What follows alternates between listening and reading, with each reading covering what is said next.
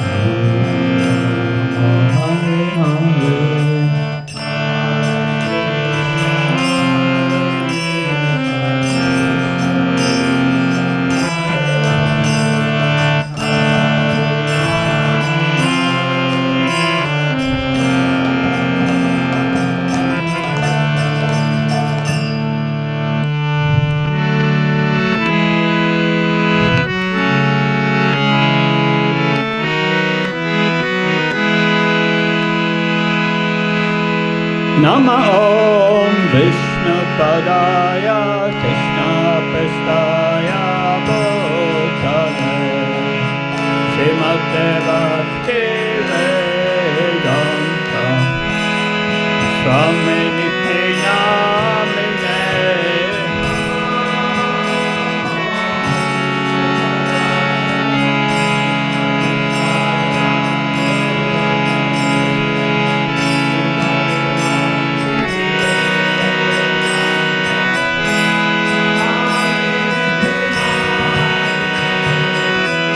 Namaste Saraswate Deve Gauravani Pacharine Nivishesha Sunyavani Paskajaya Sadarine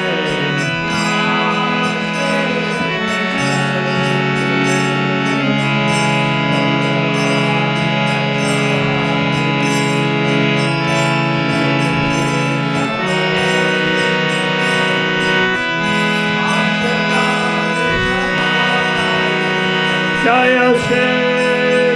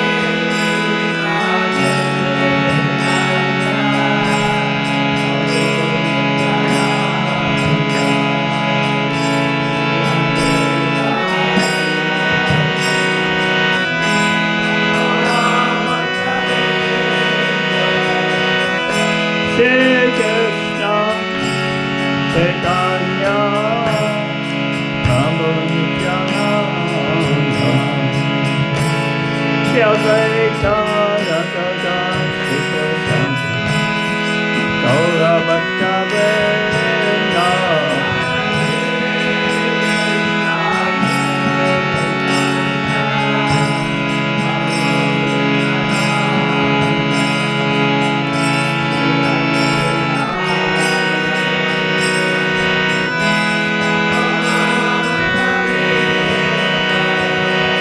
Hare Krishna, Hare Krishna, Krishna Krishna, Hare Hare,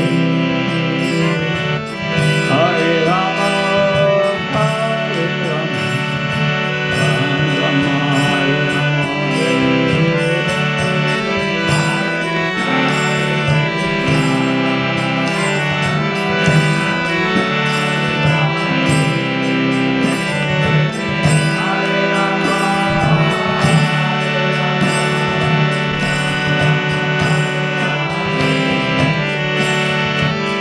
Hare Krishna, Hare Krishna,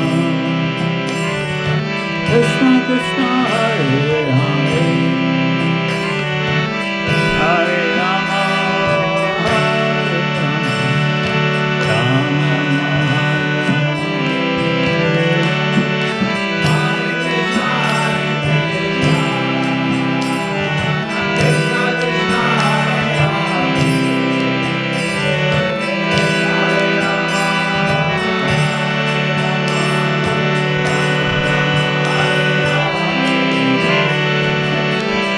Hare Krishna, Hare Krishna, Krishna Krishna, Hare Hare, Hare Rama, Hare Rama, Rama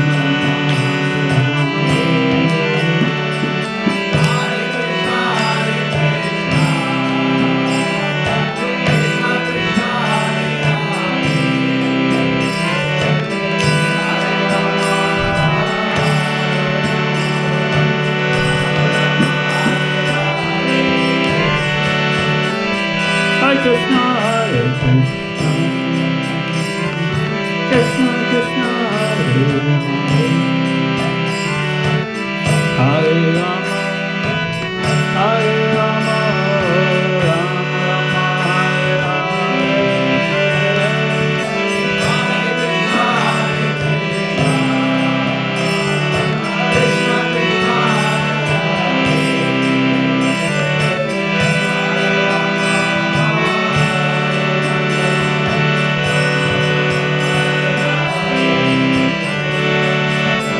Hare Krishna, Hare Krishna, Krishna Krishna, Hare Hare, Hare Rama, Hare Rama,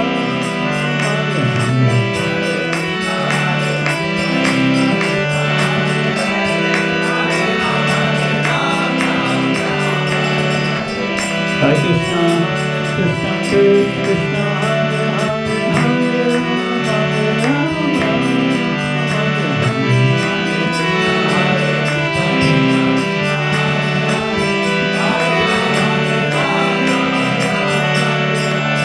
Hare Krishna, Hare Krishna, Krishna Krishna, Hare Hare, Hare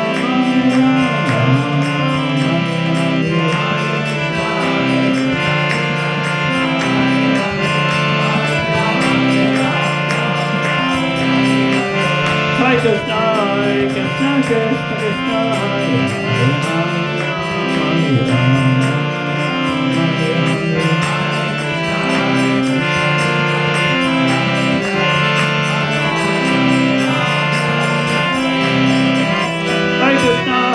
Krishna Krishna, Hare Hare, Hare Rama, Hare Rama, Hare Krishna, Krishna Krishna,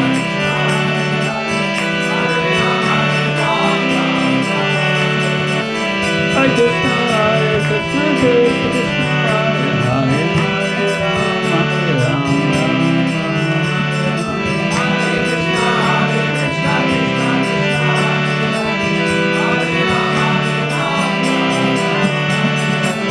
Hare Hare, Hare Rama,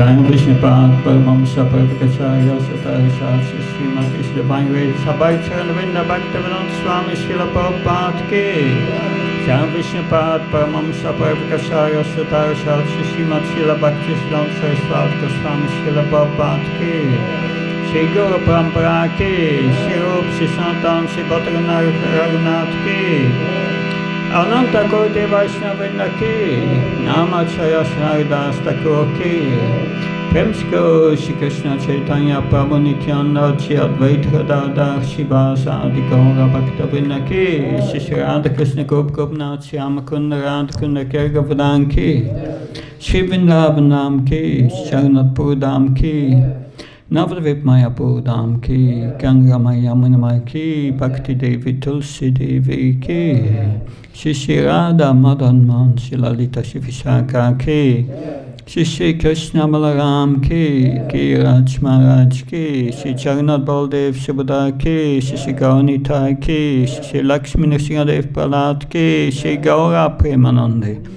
All glories to the awesome devotees. All glories to the awesome devotees. All glories to the awesome devotees. All glories to Gauranga Shri Gauranga.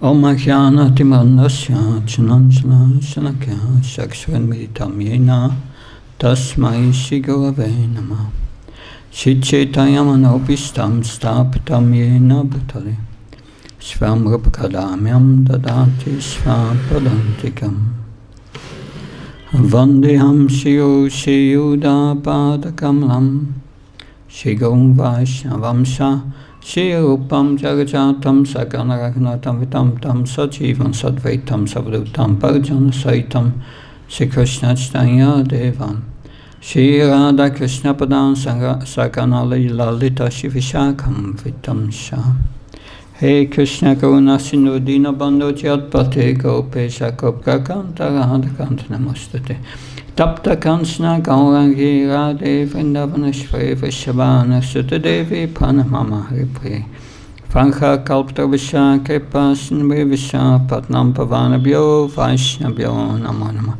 Jaya Shri Krishna Chaitanya Prabhu Nityananda Shri Advaita Gadadhar Shivasadi Gaura Bhaktavrinda Hare Krishna Krishna Krishna Hare Hare Hare Ram Ram Hare Hare Namo Vishnupadaya Krishna Vistaya Bhutale Srimate Bhakti Vedanta Swami Tinamini Namaste Saraswata Devi Gauravani Pacharni Nirvishesha Srinyavadi Paskachai Desotarane Srila Prabhupada Ki.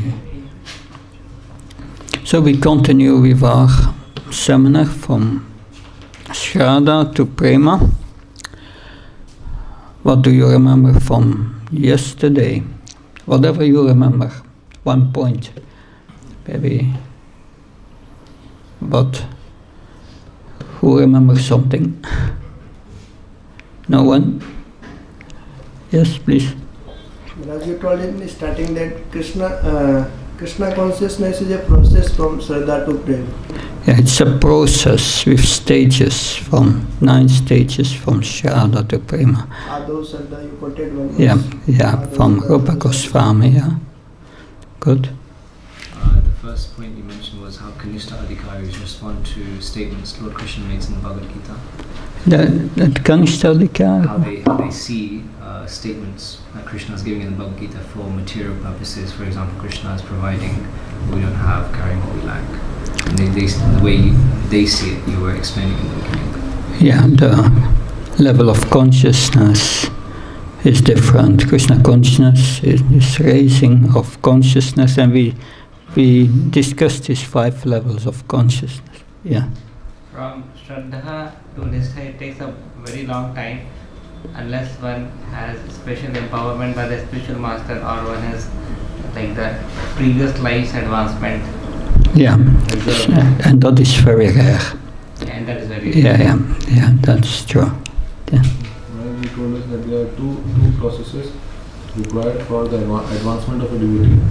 One is serving according to the desire of spiritual master, and second is Nityam Bhagavad Seva, hearing Srimad Bhagavatam. Yeah, hearing the Bhagavatam and serving the spiritual master by following his instructions. Very good. Very important. Something else? Yes? Bhakti is like it do not depend upon the other process like jnana or karma. Okay, we will discuss that more deeply today. Good point. And behind you? Yeah? You discussed about like there are 7 stages of Prema also. 7 stages of Prema, yeah. That's something for the really advanced. Something else?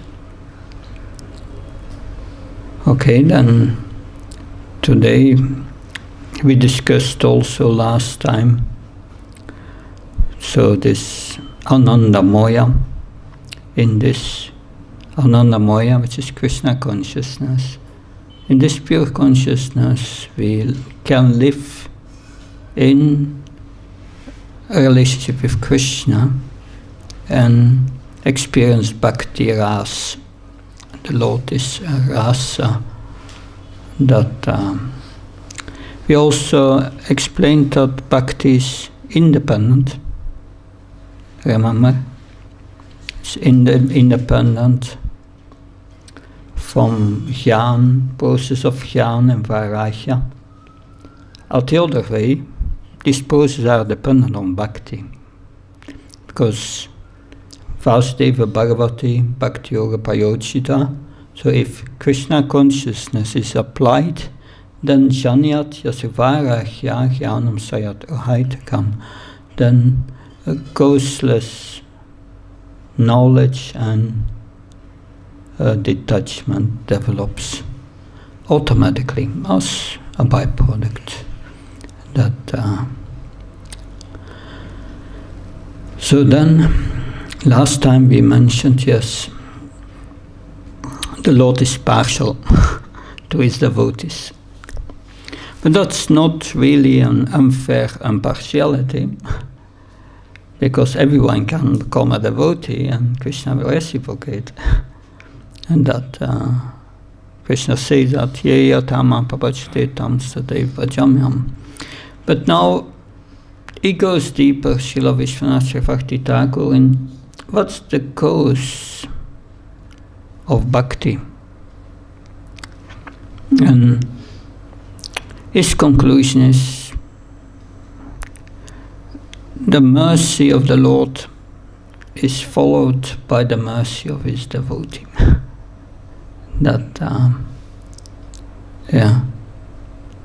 Lord Chaitanya quoted it verse, Brahmanda Brahmate Konyavan Bhagyavan Jiva, Kona Bhagyavan Jiva. Guru Krishna Prasade Bhai Bhakti Lata Beach. We go up and down in this universe, and then when we become Bhagyavan, Bhagyavan means fortunate.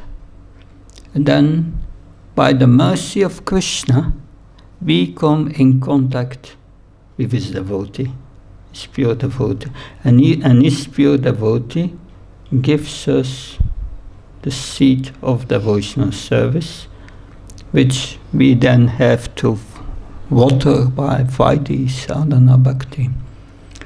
And but the question is, one can see a fault in the devotee because they are only distributing mercy to those who are innocent, not to those who are envious. So he's regarding those who are inimical against bhakti. So the Madhyamidikar is fara dat adinashu balishu sitvivachusha Prema maitra kipopeksa yat karoti samadhyama. How a Madhyamadikar acts. This is the action of a Madhyam Adhikar. So we should also learn to act as a Madhyam Adhikar. Does not mean we are an Madhyam Adhikar, but by acting as a Madhyam Adhikar, we are good candidates to very quickly become a Madhyam Adhikar. So he sees 4 categories. It's called a second-class devotee. And he has Prema for Ishvara. He tries to develop love for Krishna, the Supreme Personality of God. That Maitri is a friend to all the devotees, and he shows kripa. He gives mercy to the ignorant. He tries to give them Krishna consciousness, but he disregards those who are envious. So is that fair, that he disregards those who are envious? What does Krishna say in Bhagavad Gita? He says, Sarvadam Prishikam Mahamakam Sramvacha Am Svam Sarvapabhyamukshisya Simatishva. Surrender unto me, and then do not fear, I will take care of all your sinful reactions. But then he says, Idam te nata paskaya na bhaktaya kadachana nasa susrusa vevacham nasa mam yobhyastitfati. So this confidential knowledge, Krishna says, should never be explained to those who are not austere or devoted or who are engaged in devotional service, nor to one who is envious to me. So because it's useless to understand transcendental knowledge. Already in 4.3, Krishna says to Arjuna, I explain you this knowledge and you can understand it because you are my friend, you are my devotee, and you are not envious of me.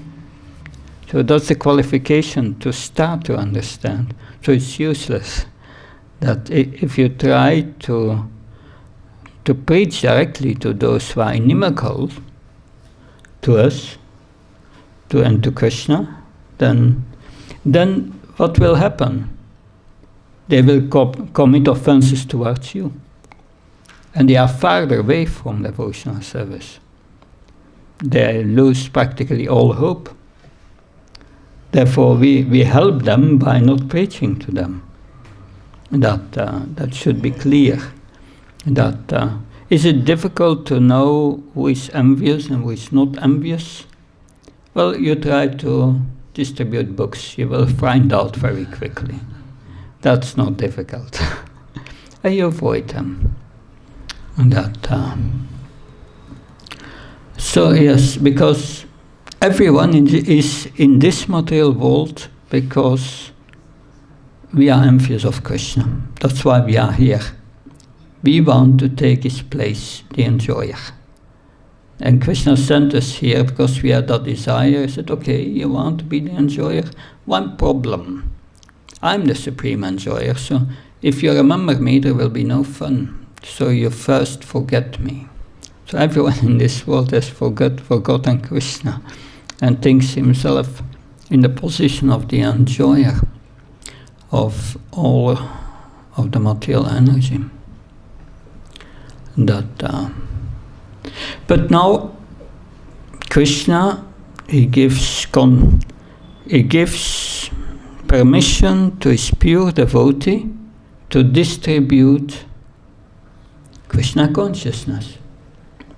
And he gives permission and he let him free to choose to whom he's going to give Krishna consciousness. And that's interesting. So he gives the control really to his pure devotee. And of course that requires pure devotion, that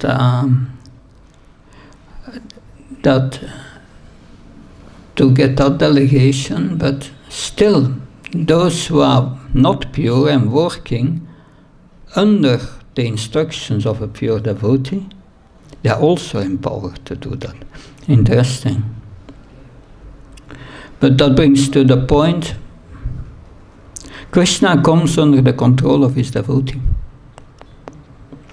And Krishna speaks about that in the 12th chapter of the 11th canto, the Uddhav Gita. In the 11th canto, in 11th chapter, Krishna has explained the symptoms of liberated and conditioned souls. Very interesting. I have also a seminar just on this chapter. Very interesting. What Krishna says there. Very helpful in to get a deeper understanding of the process of devotional service. And then in that chapter he explains also how to attain liberation by the practice of devotional service. But liberation is one thing. Liberation is nishtha. But we have to go beyond to get Krishna consciousness. Beyond the Brahmabhuta platform, Brahmabhuta Prashanatma Nashosina Kangshati, that's the platform of the perfect Brahman. But we have surpassed the level of a Brahman. But Brahman means liberated. The pure Brahman is liberated. But then, because before liberation, before nishtha, the mind is so disturbed. We experience this all. We try to chant Hare Krishna. But is our mind always with Krishna when we chant? Mostly not. But when you are on nishtha, then you think of Krishna and you feel Krishna. And you can direct all your attention to him without deviation. That the gopis, their minds could not be deviated from Krishna even for a second. So that's, and then then the meditation becomes deeper, and then one's love develops for Krishna. So these are the higher stages of devotion. And when one comes to Prema, then one comes to the point of controlling Krishna. We come to that a little further. But in the beginning of the 12th chapter, because Krishna speaks to Uddhava, and Krishna has to open his heart in the 12th chapter of the 11th canto. He's going to speak about the love of the Vrajavasis and how to develop love for the Vrajavasis. And there he says to Uddhava in the first 2 verses of that chapter how to develop this love of the Vrajavasis. The Supreme Personality of Godhead said, "My dear Uddhava, by associating with my pure devotee, one can destroy one's attachment for all material objects of sense gratification. Such purifying association brings me under the control of my devotee." So we can only learn it from a pure devotee, by associating with a pure devotee. It's by associating with Prabhupada and all those who guide us toward Prabhupada. And that brings me under my control of my devotee.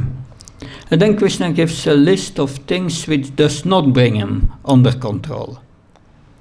That which does not lead to that prema. And he say, one may perform Ashtanga Yoga, engage in philosophical analysis of the elements of material nature, practice non-violence and other ordinary principles of piety, chant the Vedas, perform penances, take to the renounced order of life, execute sacrificial performances and dig wells, plants and trees for public welfare activities, give charity, carry out severe vows, worship the demigods, chant confidential mantras, visit holy places, and accept major or minor disciplinary injunctions, but even by performing such activity, one does not bring me under his control. So the process is associating with pure devotees. They have bhakti, And that's the point made again. Bhakti comes from bhakti. That's nothing else. And that, and how, what's in a practical way, the way to develop this Vraja Bhakti, this pure devotional service, that's explained in the Bhagavatam. This is a verse from the Bhagavatam that quoted by, from the 14th chapter, I think, the Brahma Mohan Lila, Brahma, I think. But this verse is also quoted, or not quoted, but brought in practice. It's in Chaitanya Charitamrita there. Lord Chaitanya wanders to South India, and during the Chaturmasya he stays 4 months at the house of the Kurma Brahman. And after 4 months the Kurma Brahman says to Lord Chaitanya, I've become too attached to you, I have to go with you. I cannot stay here, that I cannot live without you. And then Lord Chaitanya gives him advice which is in agreement with this verse, although this verse is not there, but it's in agreement with this verse. Jnane praya samupadasya mantai vachivan sanmukaritan bhavadiya vartam stanestite shudratam tanavan manabir yaprajachito tyaisthyais trilokam. Those who, even while remaining situated in their social positions, so you stay where you are, that whatever position you are, no need to change. And you throw away the process of speculative knowledge, that's no speculative knowledge, all the other processes which Krishna has said, they are not bringing me under control. You throw them away. And then with your body, minds and words, you offer all respect to the descriptions of your personality and activities, dedicating their lives to these narrations, which are vibrated by you personally and by your pure devotees. Certainly conquer your lordship, although you are otherwise conquerable by anyone within the 3 walls. So what is said here, you just stay where you are. You hear every day the Bhagavatam from pure devotees. That's important. You hear the Bhagavatam. So if you read Srila Prabhupada's books, you are hearing from a pure devotee. Better, of course, is to go to the Bhagavatam class. That's then you can ask questions. But just, and then it's by dedicating your body, minds, and words, become completely absorbed in these narrations. That when Lord Chaitanya, Kadadhar Pandit was reading the whole, reciting the whole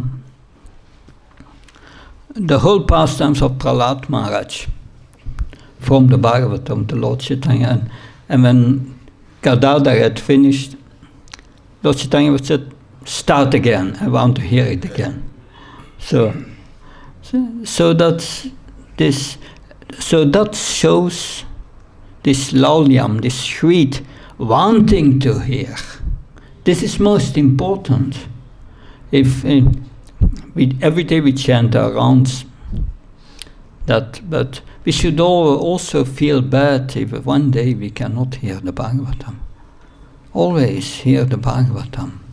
So, but then that's the process. We develop this love, and then the Lord is controlled by his pure devotees. So Vishwanath Chakravarti Thakur writes, here we see how the Lord becomes subservient to his devotee, bestowing him his mercy in accordance with the devotee's mercy. So the devotee gives his mercy, and then Krishna's mercy is following.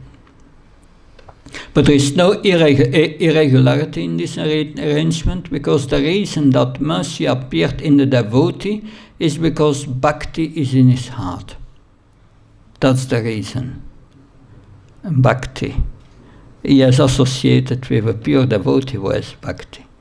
Therefore, even if it's a little, but he has bhakti in his heart.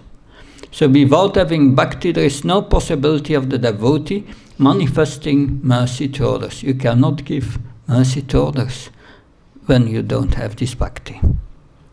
That, of course, you can say, oh, then I cannot preach, I cannot give mercy. Yes, you can. You give someone Srila Prabhupada's books, and then he opens the book, and then Prabhupada is preaching to him.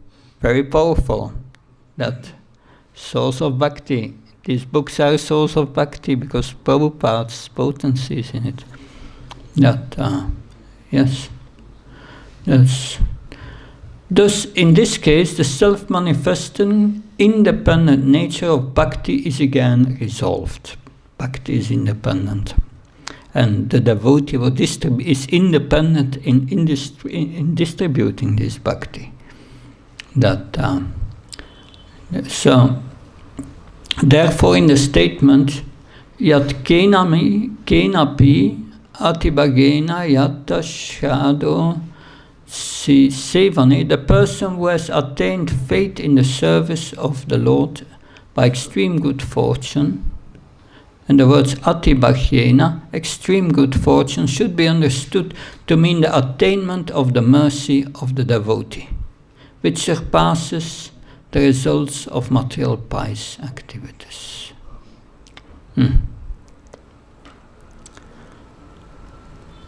But one can say, one should not conclude that since the devotee is dependent on the will of the Lord, that the devotee cannot initiate the bestowal of mercy. He can give mercy on his own.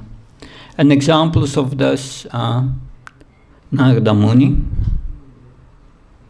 Narada Muni, he made arrangements for Nalakuvera, Manigriva, that they would be liberated by Krishna, and Krishna had to fulfill the words of his pure devotee. If you read, when Srila Prabhupada arrived in Boston, there Srila Prabhupada in his Markini Bhagavad Dharma, one of the two poems he wrote, the other poem is Prayer to the Lotus Feet of Krishna, but in the Markina Bhagavad Dharma there, he prays, that he prays for the liberation of all the souls who are emerged in the mode of passion and ignorance in this world. And he prays to the Lord, may they be liberated.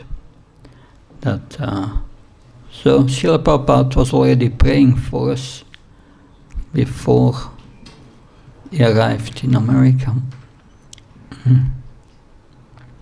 So, for the Lord willingly becoming subservient to his devotee and gives preeminence to the devotee's position by granting him the power to bestow the Lord's mercy. Though, as Paramatma simply oversees the affairs of the jiva's external senses, which are the reward of his past activities, the Lord personally shows special mercy to his devotees by giving them his own independent power to bestow mercy to others.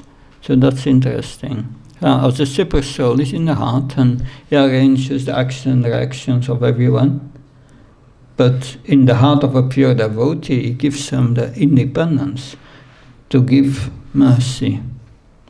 But as Krishna says in Bhagavad Gita, only by mercy can one attain the spiritual realm.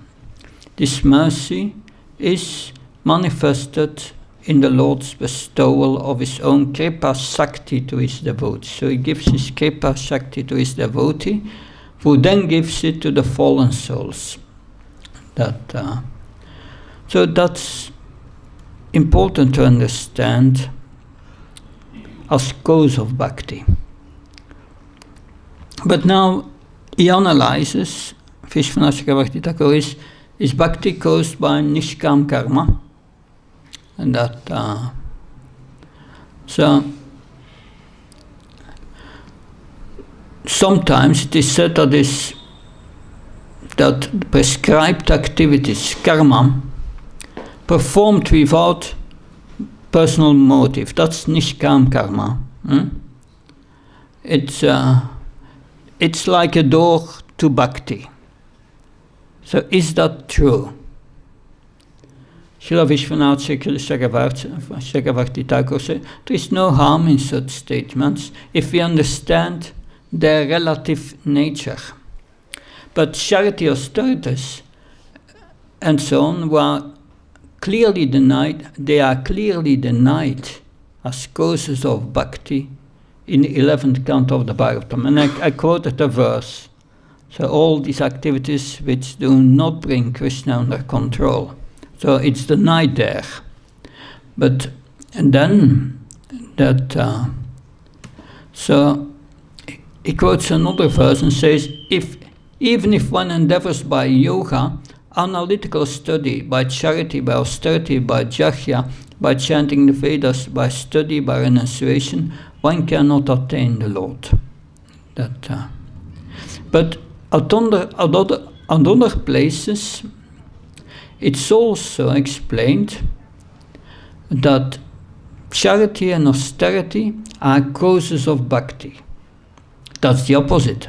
So how are we going to put that together? That, one of these statements is, devotion to Krishna is accomplished by such things as charity, austerity, homa, japa, study, sense control, and other pious activities. So, how to understand that? That's contradictory. Vishwanath Chakravarti Thakur said, what's mentioned here, and that's important to understand, the charity and so on, what is mentioned here, they are factually practiced as angas of bhakti. And there are examples of that. We have a vrata, not to eat grains and beans on Ekadashi. That's tapas. But it is performed as a part of the process of bhakti. And charity, you distribute prasadam to the devotees and the Brahmins. That's also charity, but it's part of bhakti. So that's different. In that way, Vishwanath Chakravarti Thakur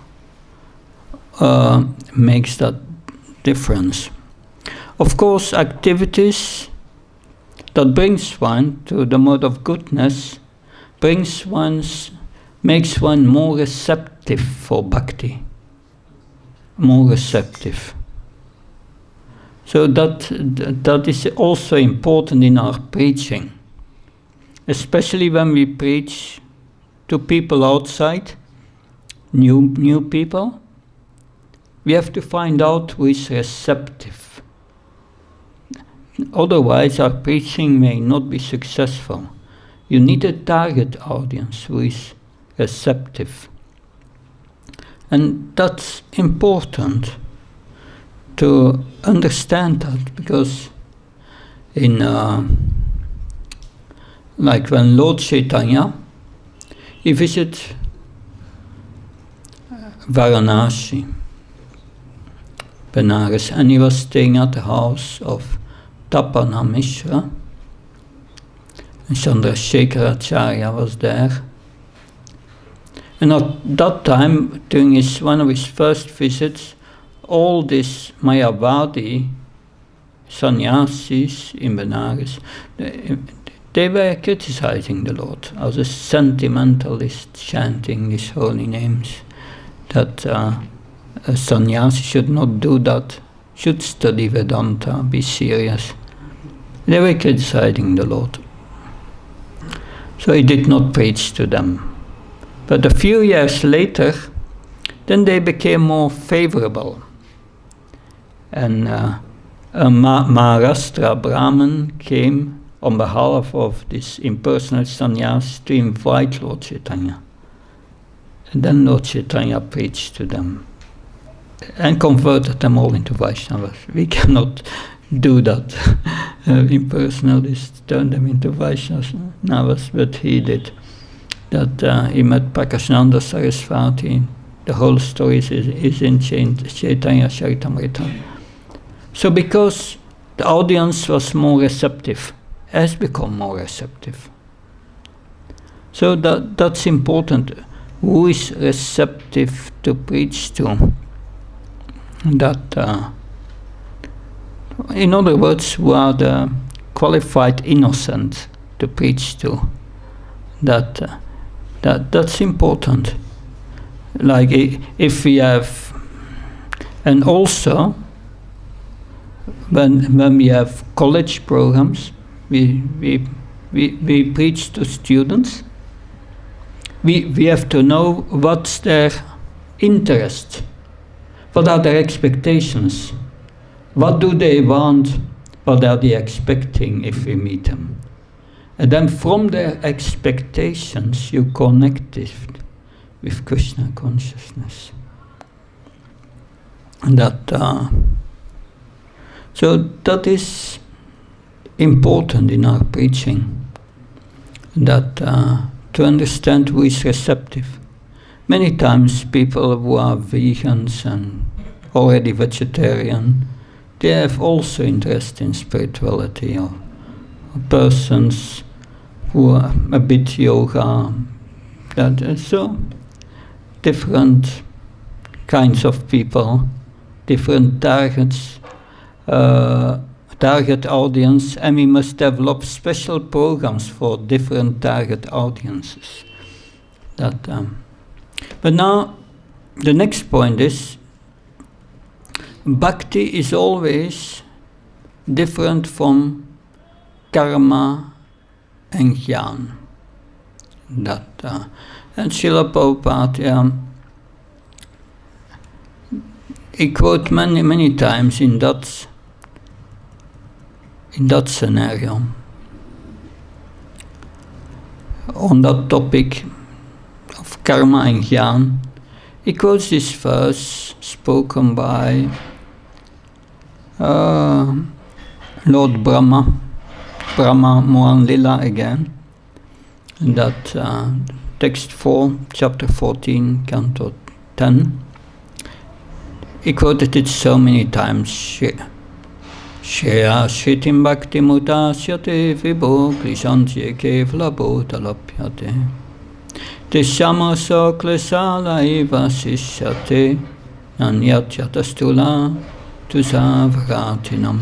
Bhakti Yoga is the highest quality of perfection to be achieved by intelligent persons in lieu of performing a large quantity of spiritual activities. The example cited here is very appropriate. A handful of real paddy is more valuable than heaps of paddy skins without any substance within. Similarly, one should not be attracted to the jugglery of karma kanda and jnana kanda, or even gymnastic performances of yoga, but skillfully avoid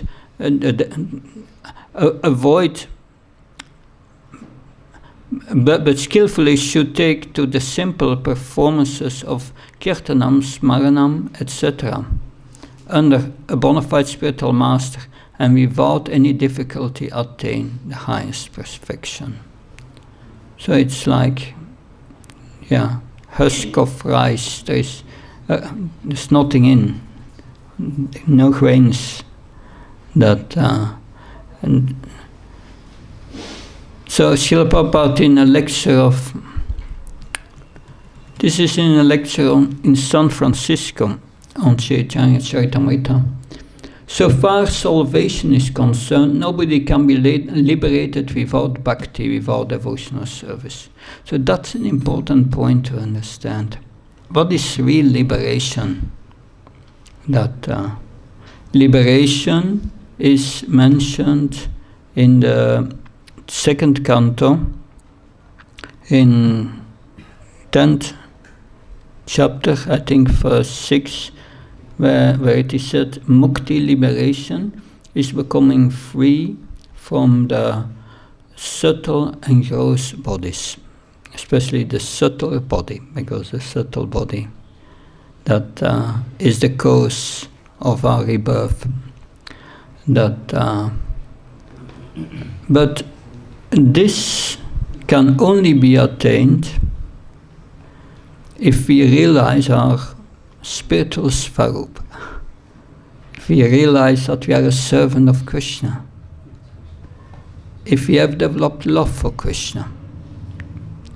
Because otherwise liberation cannot be attained. Because how can we go back to the spiritual world? By performance of karma yoga? No. Karma yoga can purify you. By the performance of jnana yoga? No. That jnana yoga will bring you to the realization that you are not this body. And Ashtanga yoga? No. It brings you to the point of coming in contact with the super soul. It's nice to know that the super soul is a controller of material nature. And what happens then? You stay here in this material world, that's all. How to go to the spiritual realm? Krishna says, for this you must know me. Bhakti amama abhijanti avyasa svitatvata.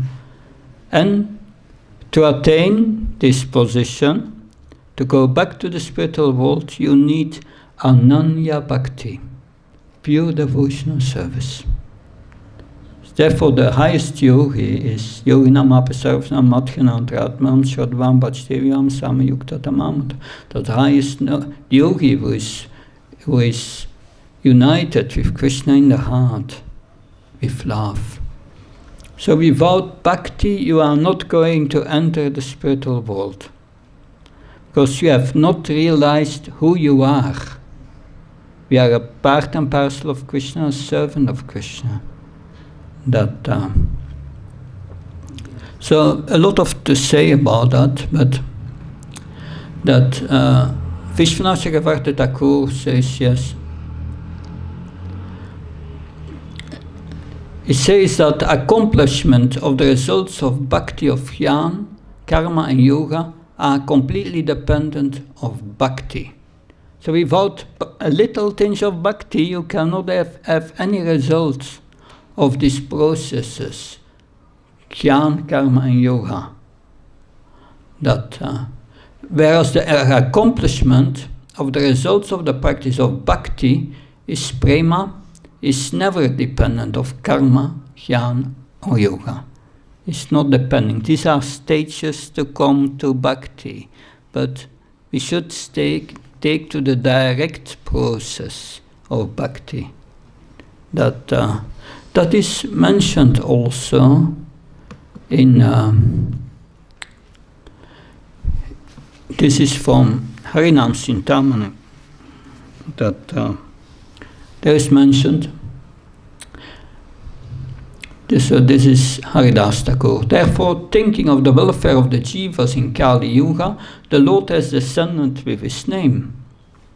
The Lord descended and preached the path for Kali Yuga, the process of Nam Sankirtan. Since by this process, the jiva may directly achieve the highest treasure of Krishna Prema, which is actual happiness. That is actual happiness.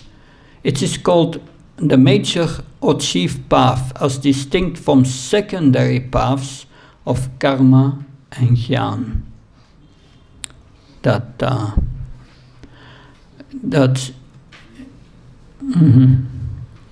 This karma and jnana, that they are factually,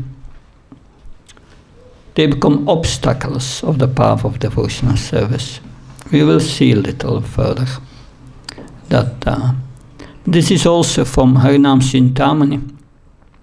It says here that the practice of devotional service,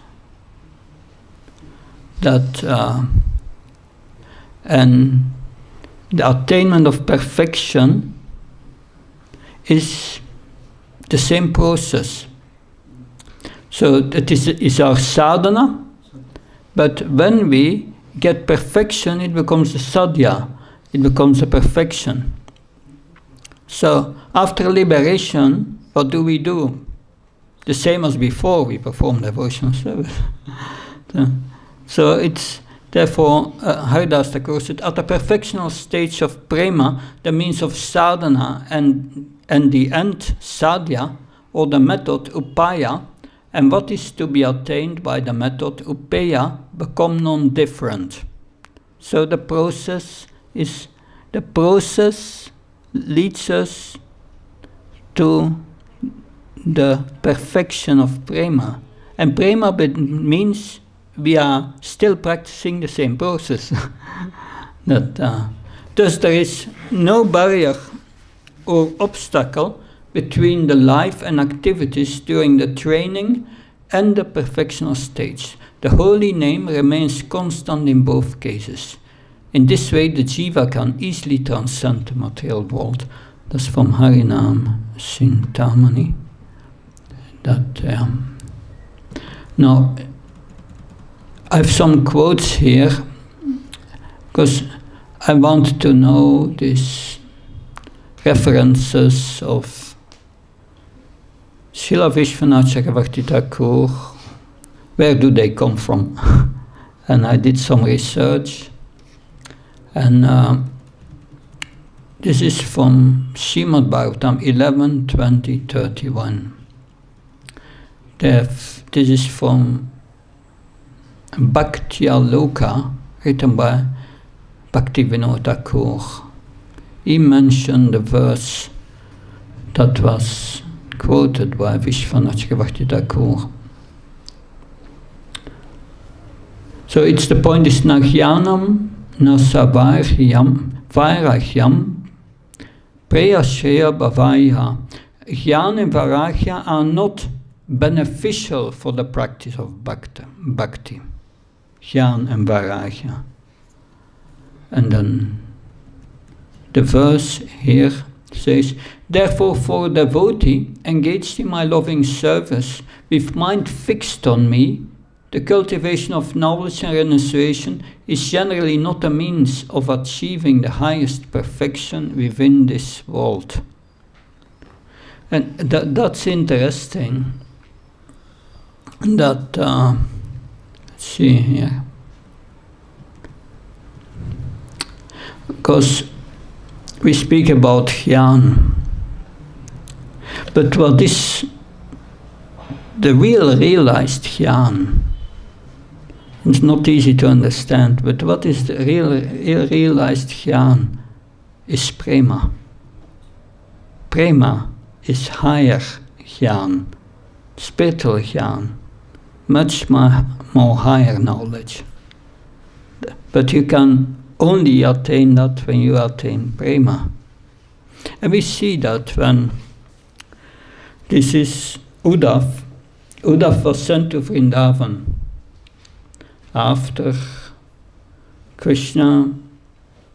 He was sent by Krishna because Krishna had promised to come back, but he could not come back because he was expecting an attack from Jarasandha and all these inimical kings.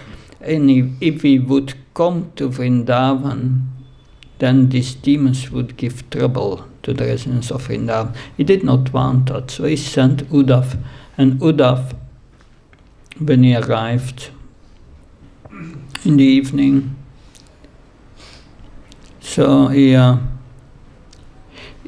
met first Nanda Maharaj, and Nanda Maharaj and Mother Yasoda. And Mother Yasoda had her eyes closed and she was crying all the time. And Nanda Maharaj had his head down, and although Uddhav understood that they were experiencing spiritual ecstasy, he was also thinking they are suffering. They are suffering because their prema is too high. So I will try to bring their prema down. I will tell them that Krishna is not really their son. You can read it in Krishna book. He tells them Krishna is not really your son. He's a source of all sources. He has no father and mother. He's a super soul in everyone's heart. He's all pervading. So he tries to bring them back, their prema down by trying to break the conception that they think him as his son.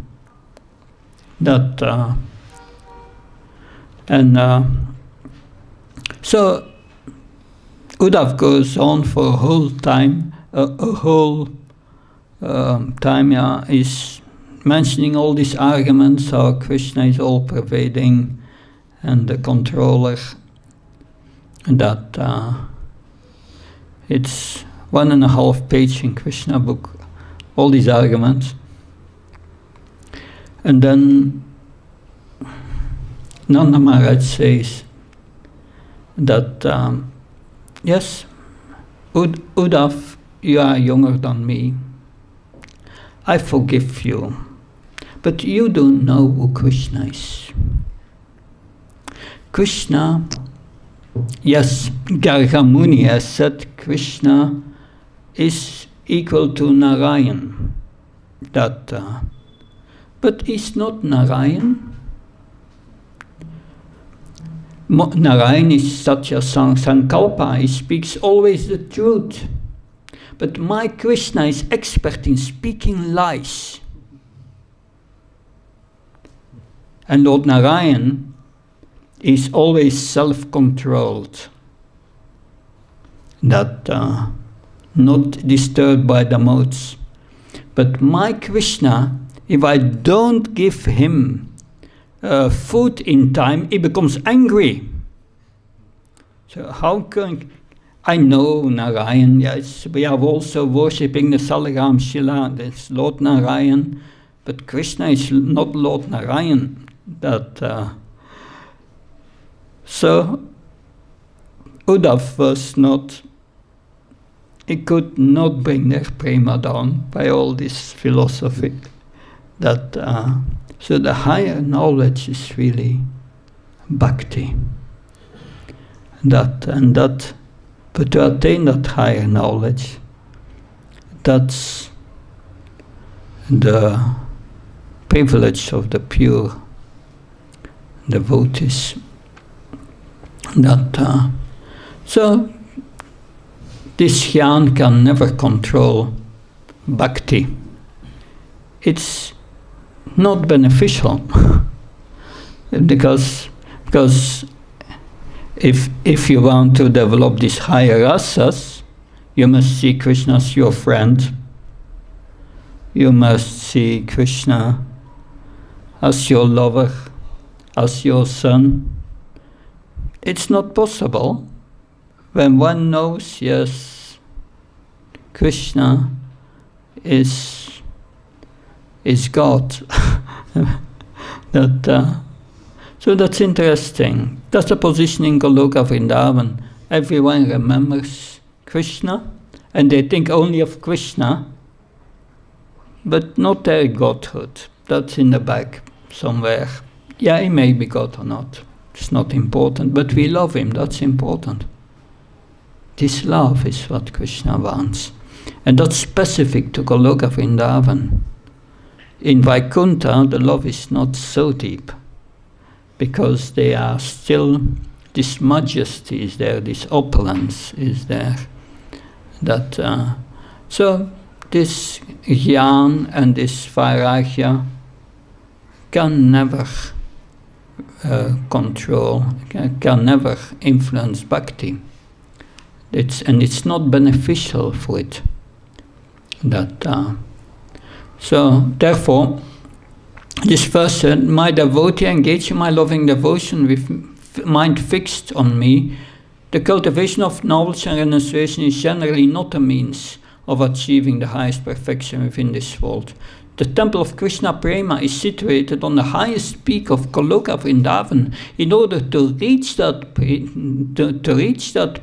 peak, one has to cross the 14 planetary systems of Karma Kanda, the Vraja Brahma Loka of the Viraja Brahma Loka of Jnana Kanda, and then rise above Vaikuntha. So you have to go above that. It's knowledge of bhakti, which is bhakti is the higher knowledge. So by gradually giving up attachment to the stages of karma and jnana, one becomes eligible for bhakti. So that's the condition. You must give that up at a certain moment. Of course, you have jnana and vairagya, which is anukula, which is favorable, and unfavorable, pratikul, and anukul, favorable and unfavorable for bhakti. That's another thing. So by gradually giving up attachment to the stage of karma and jnana, one becomes eligible for bhakti. After crossing the various stages of bhakti, one reaches to the temple door of Prema. And Shraddha is the only rule for people established on the level of bhakti. Shraddha is the only rule. So we will speak tomorrow about Shraddha. Faith. As anarthas or unwanted habits are destroyed by the power of devotional service performed under the shelter of Sadha and Guru, that Shraddha transforms into devotional service with Nishtha. Firm faith. So we have to come to Nishtha at least. As anarthas are further destroyed, one progresses from nishtha to ruchi, or taste, from ruchi to ashakti, attachment, from ashakti to bhav, or spiritual emotion, and then prema. So jnana and vairagya are not beneficial for the practice of bhakti.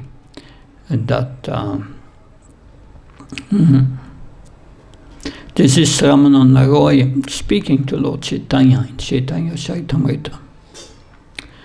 Ramananda Roy continued, occupational duties are described in the religious scriptures. If one analyzes them, he can fully understand their qualities and faults, and then give up completely to render devotional service to the Supreme Personality of Godhead. Such a person is considered a first-class man. So that is what Krishna says in Bhagavad Gita. Give up all paths and simply worship me. Then you are the best among men. So the dependency of karma, jnana and yoga on bhakti must be accepted as a fact. Moreover, bhakti is instrumental in giving the results to the practice of karma, jnana and yoga. And it is not at all dependent on the practices for its results, it is said.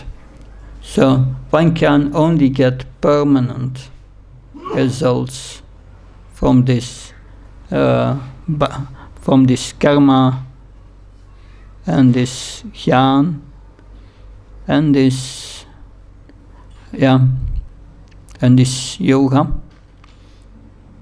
if one practices bhakti, because karma and jnana are supposed to lead to liberation, but desire for liberation, mukti,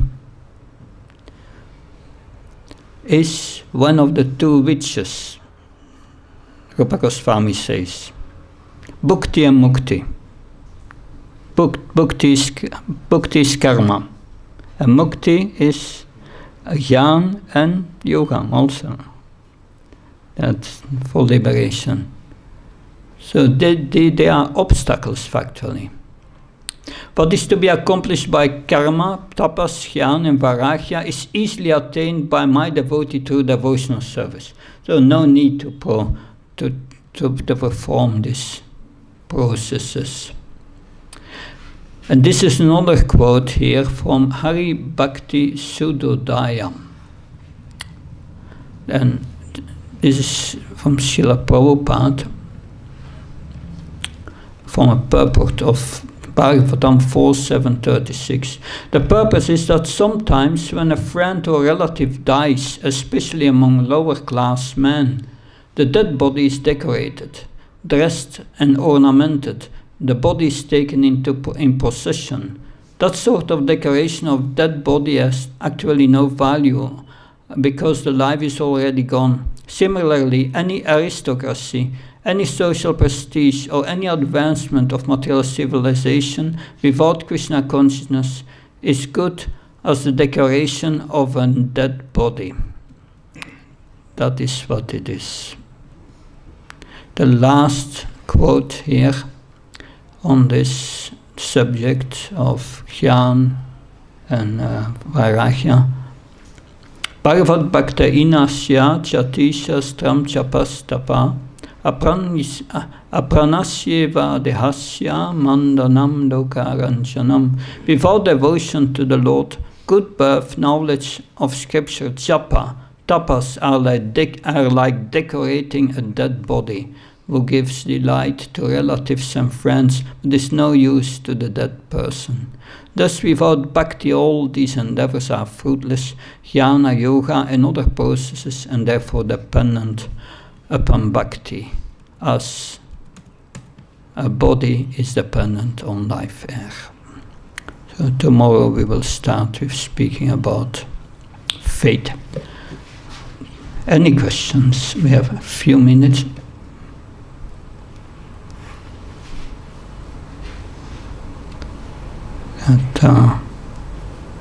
Yes. Raj, you were talking about to learn the expectations of the students and then dovetail it. This is like preaching. I wanted some clarification. You said when we meet them, then we should know their expectations, and depending on what they expect, we should turn it into Krishna consciousness. I just want to know what that means. Yeah, you should know. You should do marketing before going out preaching, and explore the field, and get to know what they are expecting. Like I was invited in Ghent in Flanders to speak before an assembly of Sufis, and I had their description of their guru, and I was giving a lecture from the scripture of their guru. I was reading the scripture, and then I started to speak how Bhagavad Gita explains this.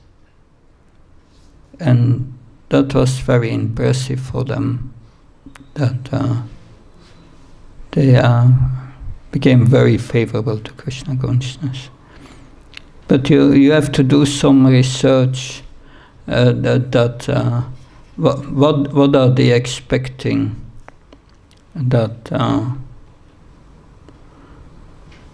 so they want to have relief from stress, or they want to have a spiritual experience or whatever.